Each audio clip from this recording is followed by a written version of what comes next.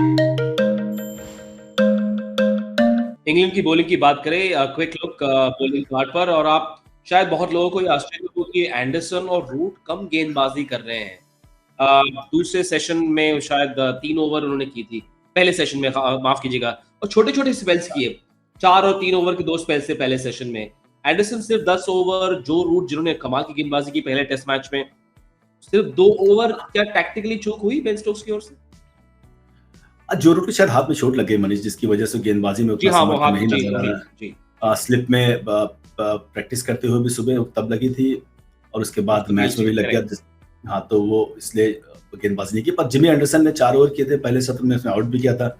उसके बाद 3 में मुझे लगता है वहां पे एटलीस्ट दोनों सेशन में एक एक ओवर बढ़ा सकते हैं, क्योंकि सेकंड बॉलिंग हो रही है, सेकंड इनिंग की बॉलिंग चल रही है तेज गेंदबाजों से, जिसमें जिमी एंडरसन अच्छी गेंदबाजी कर रहे हैं। ऐसा नहीं कि उनको 10 ओवर या 7 ओवर का स्पेल डालना है, पर 4 ओवर और 3 ओवर तो काफी कम है। वो ये भी हो सकता है, जो मुझे लगा थोड़ा सा बाहर बैठ के बॉडी लैंग्वेज देख के, थोड़े चलने के तरीके से, शायद कुछ स्टिफनेस है या कुछ निगल भी हो सकता है। उनके स्ट्रेचिंग में भी दिख रहा था जिमी एंडरसन के। बाकी लेंथ तो वैसे ही डाले, लेंथ में कोई बुराई नहीं, पर हाँ, एक एक ओवर और बढ़ाया सकता है। टेक्निकल गलतियां कह सकते हैं, पर मैं हमेशा इस बात को काफी जोर देता हूँ कि जो इंग्लैंड टीम के खेलने का तरीका है, वो बहुत कुछ बाहर से डिसाइड होके आता है। तो बहुत ज्यादा वो एम एस धोनी की कप्तानी नहीं कि चलते मैच की सिचुएशन कैसे चेंज करनी है, वो बाहर से पैटर्न बनता है, वो पैटर्न को ही फॉलो करते हैं। बहुत कम चांसेस ऐसे होते हैं कि बहुत out of the box thought सोचा जाए क्रिकेट ग्राउंड के अंदर बेन स्टोक्स के द्वारा। ज्यादातर बाहर से चीजें चलती रहती हैं, तो उस हिसाब से शायद उन्हें पता होगा कि आपको छोटे स्पेल कराने, वो स्पेल 3-4 ओवर से ज्यादा नहीं होने चाहिए। उसी के मद्देनजर जिमी ने 3 और 4 ओवर की गेंदबाजी की। और हो सकता है कि बाकी तीनों टेस्ट मैच वो शायद ना भी खेले, उनकी उनकी इंजरी या उनकी फिटनेस शायद मैनेज की जाए। जेम्स एंडरसन के अलावा बहुत लोगों का ये मानना है कि इस बॉलिंग लाइनअप में इतना इतना झाग नहीं है, इतना दम नहीं है। जब एंडरसन कम ओवर करते हैं, जो रूट जो अच्छी ऑफ स्पिन करते हैं, जब वो इंजरी हो के की वजह से बाहर हो, तो क्या बाकी 3 स्पिनर्स की जो कमियां, खामियां, कमजोरियां है, वो उजागर होती है, वो एक्सपोज होती है? फीका लग रहा है बाकी का अटैक।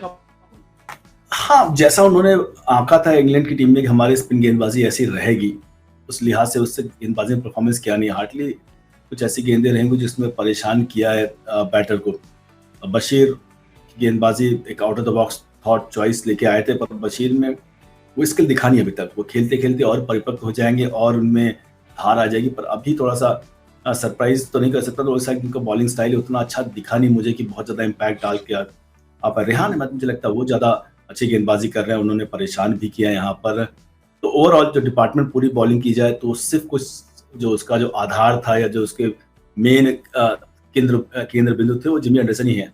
वो अभी भी इस उम्र पे भी तीसरे दिन भी उन पे ही सारी कुछ चीजें निर्भर करती है। अगर वो गेंदबाजी कम कर रहे हैं, फिर समस्या हो सकती है, क्योंकि बाकी गेंदबाज नए भी हो, प्लस टेस्ट मैचेस में सेटअप बनाना, आंकना कि आप बल्लेबाज को कहाँ आउट कर सकते हैं, वो बैट का स्विंग देख के उस वक्त कैसे खेला, वो सारी चीजें खेलते खेलते आपको एक्सपीरियंस आता है, आपके दिमाग में चलती रहती है यहाँ पर। और अभी युवा होने की वजह से उतनी ज्यादा चीजें वो कर नहीं पा रहे हैं। इंतजार कर रहे हैं कि कुछ बल्लेबाज मिस्टेक करे, गलतियां करे, या विकेट ऊपर नीचे हो जाए, जैसे अक्षर आउट हुए, बॉल थोड़ा नीचे रह गया, मतलब पीछे खेला भी अक्षर ने।